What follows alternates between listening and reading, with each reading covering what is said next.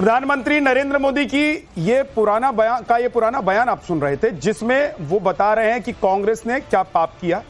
आज जब लोकसभा में वंदे मातरम पर चर्चा हो रही है तो विपक्षी पार्टियां और कांग्रेस कह रही है कि बीजेपी अपना पाप धो रही है चर्चा करवाकर। दूसरी तरफ आरोप यह भी लग रहा है बीजेपी पर कि 11 साल के बाद उन्हें इसलिए वंदे मातरम पर चर्चा की बात याद आ रही है क्योंकि पश्चिम बंगाल में चुनाव है और तुष्टीकरण करना, हिंदू मुसलमान करना बीजेपी का काम है। आज इसी पर बात करेंगे। एसएन सिंह बीजेपी के प्रवक्ता हमारे साथ जुड़ गए हैं। रतन शारदा जी राजनीतिक विश्लेषक हमारे साथ हैं। रमनीश वत्स राजनीतिक विश्लेषक हमारे साथ हैं। किशोर तिवारी जी नेता शिवसेना यूबीटी के हमारे साथ हैं। जगदीश शर्मा जी कांग्रेस के नेता हमारे साथ हैं। डॉक्टर बादशाह आलम प्रवक्ता आरजेडी के हमारे साथ हैं। आप सभी का बहुत बहुत स्वागत है। लेकिन एसएन सिंह साहब, आप लोग 10 घंटे की चर्चा करवा रहे हैं, विपक्ष कह रहा है कि आप लोग हिंदू मुसलमान कर रहे हैं, और नरेंद्र मोदी जी यानी कि देश के प्रधानमंत्री ने आज नेहरू जी को याद दिलाते हुए बताया कि कैसे नेहरू जी ने मुस्लिम लीग की वजह से वंदे मातरम के टुकड़े कर दिए थे। तो ये सब बातें पुरानी हो गई, इसको दोबारा आप लोग याद दिलाने के लिए क्यों एक बार फिर से इस पर चर्चा कर रहे हैं? अरे भाई विद्यानाथ जी, देखिए समय समय पर आप देखे होंगे कांग्रेस के नेता हों, समाजवादी पार्टी के नेता हों, विरोधी पार्टी के जितने भी नेता हैं उनको वंदे मातरम से आपत्ति होती है और वंदे मातरम से इनको नहीं आपत्ति होती है। वह नेहरू जी जिन्होंने विभाजन की नींव रखी, देश के विभाजन में भी सिग्नेचर करने वाले नेहरू जी, वही नेहरू जी कहते हैं कि भैया वंदे मातरम गाने का मतलब मुसलमानों को चिढ़ाने की बात होगी। तो आज देश के सामने आना चाहिए ना कि वंदे मातरम में कहाँ चिढ़ाना है। जो हमारा गौरव है, जो हमारे स्वतंत्रता सेनानियों ने एकता के लिए गाया, जो देश की एकता के लिए, अखंडता के लिए, जागरूकता के लिए, भावना पैदा करने के लिए, भाव व्यक्त करने के लिए जिस गीत को राष्ट्रीय गीत बनाने का कार्य किया गया, वो कहां से मुसलमानों को चिढ़ाता है? यही तो चर्चा हो जानी चाहिए। पैनल पर भी चर्चा हो जाना चाहिए और लोकसभा में भी चर्चा हो जाना चाहिए। देश को पता होना चाहिए कि क्यों तुष्टीकरण के नाते इस तरह से मजहबी खेल कांग्रेस और विरोधी पार्टी के लोग करते हैं, क्यों ऐसे कार्यों को करते हैं। इतना ही तो चर्चा में आज कांग्रेस पार्टी के प्रवक्ता भी बैठे हैं, आप पूछ लीजिए। वहां पे संसद में बहुत सारे लोग सवाल पूछ रहे हैं कि नेहरू जी को क्यों लगा उस गीत को काट। किशोर तिवारी जी जवाब देना चाह रहे हैं और जगदीश शर्मा भी आपको जवाब देना चाह रहे हैं। एसएन सिंह जी रुक जाइएगा। जगदीश जी बोलिए। देखिए विद्यानाथ झा जी, कौन बात कर रहा, सवाल यह है लोकसभा में इतना कीमती समय होता है जनता के लिए। ये वंदे मातरम की बात करें, अच्छी बात पर हमारी पार्टी वंदे मातरम जब भी कोई फंक्शन करते हैं, जब भी कोई प्रोग्राम करते हैं, स्टार्ट ही वहां से करती है। और ये लोग जो 50 साल भगवा झंडा फहराते रहे, भारत के झंडे का अपमान करते हैं, आज तक राष्ट्रीय गान नहीं गाते अपने प्रोग्राम में, वो बात कर रहे हैं। सही मायने में प्रधानमंत्री के पास देश की समस्याओं लगे समय ही नहीं है। ऐसी चीजों के लिए समय है, तुरंत आ जाएंगे, कूद के आ जाएंगे। कहीं ना कहीं सोचे ना देश के क्या हालात है, इंडिया को पर जो अडानी को देने की बात करो उस पर चर्चा नहीं है। हालात बद से बदतर हो रहा है, हर आदमी दुखी है, परेशान है। पर वंदे मातरम, हिंदू मुसलमान, बंगाल लूटना, मैं तो आज फिर पे आपके चैनल पे बता रहा हूँ कि बंगाल भी लूट लिया। मैंने कहा था बिहार लूटेंगे, बिहार लूटा, और मैं कह रहा हूँ बंगाल लूटेंगे, बंगाल भी लूट लिया है। एक मात्र दिखावा चल रहा है, देश खेल देख रहा है। प्रधानमंत्री से प्रभावशाली ताकतवर अपने से भी कहलवाने की बात कर रहे थे।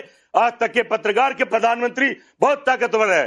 कहीं ना कहीं ये प्रधानमंत्री पूरी तरह से चारों खाने चित है, फेलियर प्रधानमंत्री है। देश की जनता थू कर रही है ऐसे प्रधानमंत्री पर, ऐसी भारतीय जनता पार्टी की सरकार पर। आप ये कह रहे हैं जगदीश जी कि अगर चर्चा वंदे मातरम पर संसद में, लोकसभा में हो रही है तो बीजेपी ने बंगाल लूट लिया,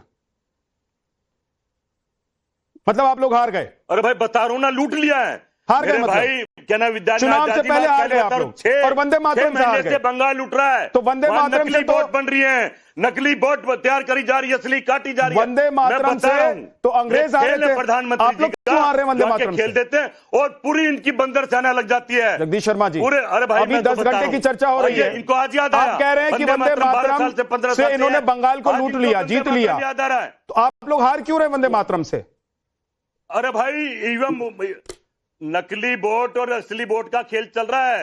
वहां 6 महीने से इनके लोग काम कर रहे हैं, काटन लग रहे हैं और अपनी बनान लग रहे हैं। मैं तो आज ही कह रहा हूं बंगाल में चुनाव नहीं कराना चाहिए, ममता को मायावती बना दिया इन्होंने। ठीक है, रुक जाइए किशोर तिवारी जी, एक सेकंड। एसएन सिंह जी, किशोर तिवारी जी भी आपको काउंटर करना चाह रहे हैं। किशोर जी बोलिए। जगदीश जी रुक जाइए। नहीं, सुबह में एक डिबेट में था जहां मैंने कहा था वंदे मातरम कह के ही शुरुआत की थी और भारत माता की जय बोल के ही शुरुआत की थी, और बकीमदा ने जो 1870 में लिखा, बाद में 82 में वो कविबद्ध होके पॉपुलर बहुत हुआ। और वंदे मातरम कहने पर, रतन शारदा जी, वंदे मातरम कहने पर लोगों को डिटेन किया जाता है, भारत माता की जय बोलने पे डिटेन किया जाता था। तो मैंने इस चर्चा को बहुत ही आदर से स्वागत किया। लेकिन जब पंत प्रधान जी का भाषण तुमने मुझे सुनाया ओझा जी, बहुत नर्वस हो गया मैं। क्या जरूरी था, क्या जरूरी था कांग्रेस को गालियां देना?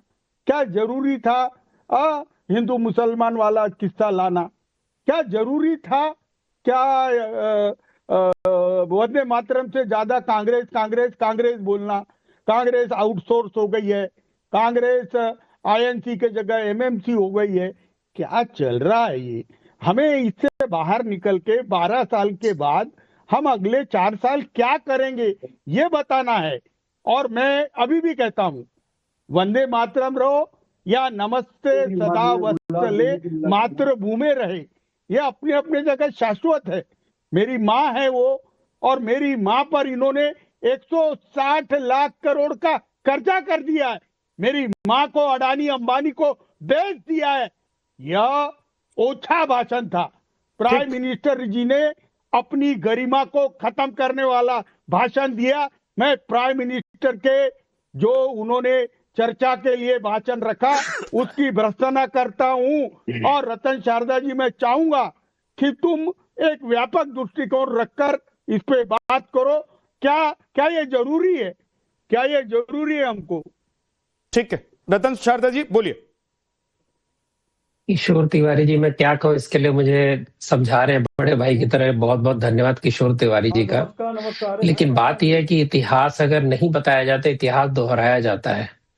जिस अपीजमेंट के कारण भारत का विभाजन हुआ, विभाजन के बाद जिस अपीजमेंट के कारण जो जा रहे थे पाकिस्तान उनको वापस बुलाया गया, जिन हिंदुओं को घर दिए गए थे उनको खाली करवाए गए, जिस तुष्टीकरण के अंतर्गत ये नेहरू जी ने कहा कि ऐसे कानून ना बने जिससे मुस्लिम माइनॉरिटी डर जाए, मुस्लिम माइनॉरिटी को लगे कि मैं यहाँ पे अत्याचार हो रहा है, इसलिए कानून। और अभी आपने मुझे आदेश दिया, मैं उसका उत्तर दे रहा हूँ।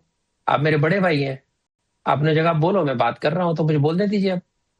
तो इसलिए ये जो तुष्टीकरण जो हमारे देश की बीमारी है उसको याद कराना बहुत जरूरी है। जिस तुष्टीकरण के अंतर्गत वंदे मातरम तोड़ा गया, आज वो एक 1/3 वंदे मातरम पे भी ऑब्जेक्शन है, उस पर भी इनके सेक्युलर मित्र बोलते हैं वो भी नहीं बोलेंगे, उसमें भी माँ की स्तुति है इसलिए नहीं बोलेंगे। भारत के अंदर माँ की स्तुति करना कब से गलत हो गया? भारत को अपनी माता कहना कब से गलत हो गया? और जिनको तकलीफ थी वो चले गए थे पाकिस्तान, जो रह गए थे उनको पता था कि यहाँ पर तो वंदे मातरम होने वाला है, यहाँ भारत माता की जय होने वाला है। आज उसके बाद आज वो अगर वंदे मातरम नहीं गाएंगे, उसी अपील इसमें हिंदू देवी देवताओं और भारत माता की स्तुति है, और ऐसा करने से वो तो पहले निकलवा दिया था ना। नहीं, लेकिन आज नहीं है, कहते सुना ऐसे लोग पहले वो पहले निकलवा दिया था। और जो बच्चे पे भी ऑब्जेक्शन है। रतन शारदा मैं पूछना चाहता हूँ। नहीं, एक मिनट किशोर तिवारी जी, आप एंकर नहीं है please. Don't try to be smart. और स्मार्ट मत बनिए, स्मार्ट तो ठीक है, और स्मार्ट मत बनिए। दूसरी बात है, जैसे मैंने कहा कि जिनको ये पता था कि हमारा है होना चाहिए, वंदे मातरम पे चर्चा होनी चाहिए, क्योंकि हमारे भारत का सबसे प्रेरणादायक ये गीत था, सबसे प्रेरणादायक घोषणा थी, जिसको बोलते हुए लोग फांसी के फंदे पर पड़ जाए। और जहां तक सवाल है संघ का हर कार्यक्रम, अरे क्यों आप चिल्लाते रहते हो? शोभा देता है आपको? अरे एक सेकंड रुक जाइए किशोर तिवारी जी, आप बोल लीजिए। किशोर तिवारी जी एक सेकंड रुक जाइए ना, आप बोल रहे थे, कोई नहीं बोल रहा था किशोर जी। अरे मुझे बोल एक सेकंड किशोर जी, अरे मैंने एक सेकंड रुक जाइए, अभी आपको रुकना होगा थोड़ा सा। आप बोल रहे थे कोई नहीं बोला था, उनको कंप्लीट करने दीजिए। आप जवाब देना चाहते हैं, आप जवाब दीजिए। रुक जाइए सर प्लीज। क्या बंगाल का इलेक्शन 150वीं शर्त के वर्ष पूरे होने के कारण रखा गया? बंगाल का चुनाव अगर आपको पॉलिटिसाइज नहीं करना, आप चर्चा करिए। अगर आप पॉलिटिसाइज करना, आप कहेंगे हिंदू मुस्लिम, वंदे मातरम में हिंदू मुस्लिम कहां से आया? ठीक